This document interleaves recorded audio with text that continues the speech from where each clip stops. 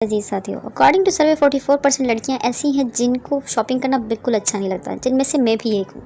इसकी काफ़ी सारी रीज़न्स है कि मुझे शॉपिंग करना क्यों अच्छा नहीं लगता, जिसमें से पहली और बड़ी रीज़न है बार्गेनिंग। ये बात तो ये कि मुझसे बार्गेनिंग होती ही नहीं है, और अगर मैं कुछ थोड़ा बहुत 100-200 कम करवा भी लूँ और इस चीज़ की एक्साइटमेंट में घर जाके बताऊँ कि मैंने ये 1500 वाली चीज़ 1300 में ली है, तो घर वालों का रिएक्शन ऐसे होता है जैसे पता ही सारा पैसा बर्बाद हो गया।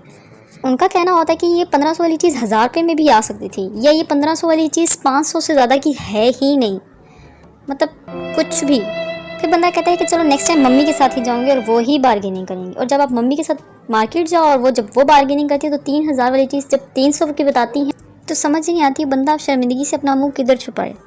लेकिन हैरानगी तब होती है जब वो बंदा 3000 बोल के आपको 1500 की वो चीज़ दे भी दे।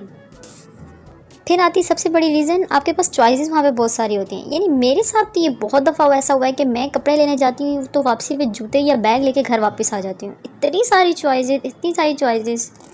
अब आप में से बहुत सारे लोग कहेंगे कि भाई मार्केट है, वहाँ पे चॉइसेस तो होंगी। हाँ भाई होंगे, लेकिन मैं इन चीज़ों से बहुत ऑकवर्ड महसूस करती हूँ कि मतलब मैं कपड़े पसंद करने जाती हूँ और मैं वापसी में जूता या बैग लेके घर वापस आ जाती हूँ, क्योंकि मुझे वो ज़्यादा अच्छे लग जाते हैं। आती है सेल्स की। मेरे हिसाब से सेल्स सबसे बड़ा धोखा है कस्टमर को अपनी तरफ अट्रैक्ट करने का। यानी उसकी ओरिजिनल प्राइस जब 2500 होगी तो उसके ऊपर आप 2500 लिख के ऊपर सेल लिख दो, तो फिर उसमें कौन सी सेल हुई भाई।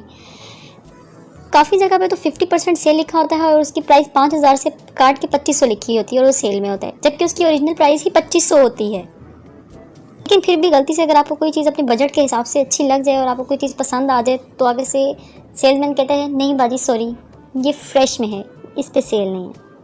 और इसके बाद बारी आती है ब्रांड वर्सेस लोकल की। मतलब आजकल लोग इतने ब्रांड कॉन्शियस हो गए हैं कि वो हर चीज़ को ब्रांड। इवन चाय और कॉफ़ी में भी ब्रांड और लोकल का टैग लगाया जाता है। यानी आजकल के ज़माने में अगर आप किसी को कह दो कि आपको कॉफ़ी नहीं पसंद और आपको चाय पसंद है, तो वो आपको मुड़ के ऐसे देखता है जैसे पता नहीं शायद आप दूसरी दुनिया से, दूसरी मखलूक से ताल्लुक़ रखते हो। लेकिन फिर भी जो मज़ा आपको लोकल जगह पर शॉपिंग करने का है, या जो मज़ा आपको लोकल कपड़े पहनने का है, वो आपको ब्रांड में नहीं आता। ब्रांड की सबसे बुरी बात मुझे ये लगती है कि अगर आप उस शॉप में चले भी जाओ तो वो जो सेलमैन होता है वो आपको ऐसे करके देख रहा होता है जैसे पता नहीं मैम आपको कुछ चाहिए, तो आगे कहते हैं नहीं सर मैं देख लूँगी, या मैं अभी देख रही हूँ, मैं आपको बता दूँगी। लेकिन अब यकीन मानो आप 10 मिनट बाद भी पीछे मुड़ के देखोगे तो मुसलसल वो बंदा आप ही को देख रहा होगा। चीज़ सबसे ज़्यादा ऑकवर्ड है। तो अब बारी आती है ऑनलाइन शॉपिंग की। इसकी भी काफ़ी सारी रीज़न्स है कि मुझे ऑनलाइन शॉपिंग करना क्यों अच्छा नहीं लगता।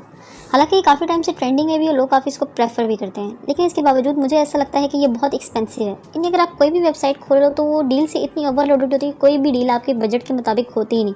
लेकिन फिर भी अगर आपको कोई चीज़ पसंद आ भी जाए तो वो दूसरी चीज़ आपको वैसे ही लेनी पड़ती है जो डील में आपको साथ मिलती है। अगर इसके अलावा अगर आप सिंगल कोई पेयर पसंद करते हो तो फिर आपको बाद में पता चलता है कि वो मिनिमम ऑर्डर जो है वो 2000 या 3000 से नीचे वो एक्सेप्ट ही नहीं करते। तो इस हिसाब से मुझे ऐसा लगता है कि जो ऑनलाइन शॉपिंग होती है बहुत एक्सपेंसिव होती है। इसके बाद बारी आती है कि साइज़ आपको कभी पूरा नहीं आता। यानी अगर आप मीडियम मंगाओ तो लार्ज मंगाओ तो एक्स्ट्रा लार्ज, और अब आपको आइडिया भी नहीं होता है कि अब आपको कौन सी चीज़ पूरी आएगी। यही शॉप पे जाओ, लोकल वगैरह कहीं पे भी आप जाओ तो आपको अपना साइज़ देख के थोड़ा बहुत अंदाज़ा तो हो ही जाता है। लेकिन ऑनलाइन शॉपिंग पे कभी ऐसा नहीं होता है, आप मंगवाते कुछ हो और आता कुछ है। मेरे साथ तो ऐसा बहुत दफ़ा हुआ है। तो फिर अगर आप कोई चीज़ ऑर्डर कर भी दो तो सबसे बड़ी बात होती है वेट करना। यानी मुझे ये चीज़ इतनी अजीब लग रही होती है ना कि अगर आपको कोई चीज़ पसंद आ गई और आपने ले भी ली है तो उसके लिए आपको वर्किंग डेज़ के 4-5 दिन वेट करना पड़ता है। तो सबसे अजीब सी चीज़ ये है कि इसका लॉन्ग शिपमेंट टाइम बहुत ज़्यादा होता है। उसके बाद लोकेशन, यानी अगर आप किसी कमर्शियल एरिया में रहते हो फिर तो चलो ठीक है, वो आप तक चीज़ पहुंच ही जाएगी। लेकिन अगर आप किसी लोकल एरियाज़ वगैरह में रहते हो तो वहाँ तक आपके लिए राइडर तक पहुँचना इतना मुश्किल होता है। 10 दफ़ा तो बीच में आपको कॉल करता है, बाजी कहाँ आना है, बाजी किस जगह पर आना है। मेरे लिए एक और इसको नापसंद करने की सबसे बड़ी रीज़न कि लास्टली आपको पता ही नहीं होता कि आप क्या चीज़ ले रहे हो अपने राइडर से। यानी आपको पता ही नहीं होता कि जो चीज़ आपने मंगवाई है वही कलर, वही चीज़, वही साइज़ आया भी है कि नहीं आया। और कितनी दफ़ा ऐसा होता है कि आप राइडर को बोल भी दो कि वेबसाइट के ऊपर मेंशन है कि ये ओपन बॉक्स डिलीवरी है, तो वो आगे से कहते हैं नहीं मैम हमें ऑर्डर नहीं। अगर आपको भी शॉपिंग करना अच्छा नहीं लगता तो प्लीज़ मुझे बताइए कि आपको शॉपिंग करना क्यों अच्छा नहीं लगता और उनकी क्या क्या रीज़न्स हैं। खत्म,